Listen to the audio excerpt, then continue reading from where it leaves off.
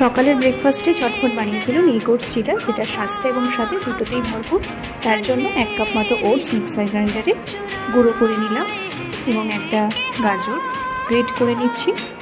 2টো কাঁচা লঙ্কা কুচিয়ে নিলাম এবং একটা বাটিতে ওটসের গুঁড়োটাকে রেখে গাজর কুচি আর লঙ্কা কুচি দিয়ে একটা মাঝারি সাইজের পেঁয়াজ কেটে নিলাম এবং সেটাও সেখানে দিয়ে 2টো ডিম ফাটিয়ে দিলাম এবং ঝালের জন্য সামান্য পরিমাণ গোলমরিচের গুঁড়ো এবং পরিমাণ মতো নুন দিয়ে ভালো করে মাখিয়ে নিয়ে একটা গরম তাওয়াতে সামান্য সাদা তেল ছিটিয়ে ওটসের চিলাগুলোকে 2 পিঠ লাল লাল করে ভেজে বানিয়ে নিলাম। আপনারা চাইলে সাইজটা আরেকটু বড় করতে পারেন, যার যেরকম ইচ্ছা। খেতে কিন্তু দারুণ হয়।